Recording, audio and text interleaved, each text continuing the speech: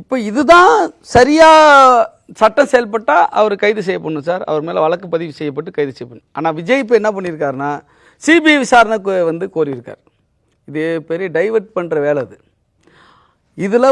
இதில் வந்து பின்புலமாக மிகப்பெரிய சதி நடந்துக்கிட்டு இருக்கு.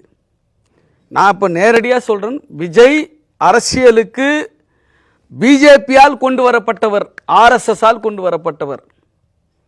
தமிழ்நாட்டில் திராவிட கட்சிகளை ஒழித்து கட்ட வேண்டும் என்கிற பாஜகவினுடைய சதி திட்டத்தில், ஆர்எஸ்எஸ்னுடைய சூழ்ச்சியில் அரசியலுக்கு கொண்டு வரப்பட்டிருப்பவர் தான் விஜய். ஏன் சிபிஐ விசாரணை கேட்குறாரு? சிபிஐ யார் கையில் இருக்கு? மத்திய அரசு கையில் இருக்கு. ஒன்றிய பாஜக அரசு கையில் இருக்கு. ஒன்றிய பாஜக அரசு கையில் இருக்கிற சிபிஐ ஒன்றிய பாஜகவினுடைய கைப்பாவையாக இருக்கிறது என்பது எல்லாருக்கும் தெரியும். சிபிஐ, இடி போன்ற அமலாக்கத்துறை போன்ற அமைப்புகள்.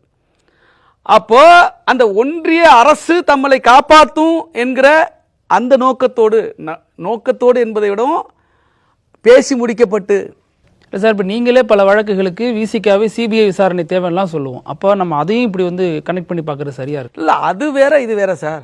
அது நாங்கள் கூட்டணியில் இருக்கிற திமுக ஆட்சியை எதிர்த்து கூட கேட்குறோம். அதுக்கு ஒரு நேர்மை இருக்கணும், அதுக்கு ஒரு தைரியம் இருக்கணும். நாங்கள் வேங்கவே இல்லை, கேட்டோம் தான், இல்லைன்னு சொல்ல. நான் சொன்னல, இப்போ அரசு சில விஷயங்களில் வந்து தவறு இழைக்குது, அது எங்களுக்கு வருத்தமாக இருக்குன்னு சொன்னோம்ல, அது வேங்கவே விஷயமும் கூட. வேங்கவேல குற்றவாளி, உண்மையான குற்றவாளி கைது செய்யப்படல. இப்பவும் குற்றம் சாட்டுறேன் நான். பாதிக்கப்பட்டவனே கைது செய்யப்பட்டிருக்கிறான்.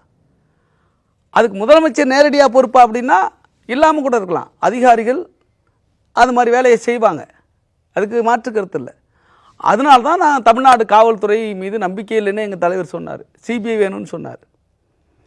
அப்போ சிபிஐ வேணும்னு சொல்கிற இந்த விஷயங்கள் என்பது வேற டைமென்ஷன். ஆனால் நீங்கள் சிபிஐ கேட்குற விஷயம் வேறு. அப்போ ஒரு செய்தி இப்போ எல்லாம் வருது, குருமூர்த்தியோட கலந்து பேசி தான் அந்த சிபிஐ கேட்குறாங்க. யார்? எந்த குருமூர்த்தி? ஆடிட்டர் குருமூர்த்தி, ஆர்எஸ்எஸ் குருமூர்த்தி. ஆர்எஸ்எஸ் குருமூர்த்தியோட டிஸ்கஷன் நடந்திருக்கு. ஆமாம், விஜய் நிர்வாகிகள் டிஸ்கஷன் பண்ணியிருக்காங்க நேத்தைக்கு. பெரிய விஷயமா இருக்கு. ஆமாம் சார், இன்னைக்கு விஜயை கூப்பிட்டுருக்காங்க நேரம். விஜய் கொஞ்சம் தேங்கிறதுனால அவங்களுடைய நிர்வாகிகளை அனுப்பி வச்சிருக்காரு. இப்போ சிபிஐ கேட்கறதுக்குடைய பின்புலத்தில் வந்து பிஜேபி இருக்கு.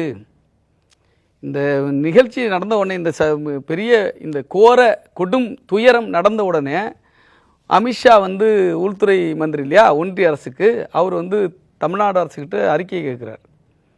ஆளுநர் அறிக்கை கேட்குறாரு. இந்த பின்புலத்தில் தான் இவங்க சிபிஐ விசாரணை கேட்குறாங்க.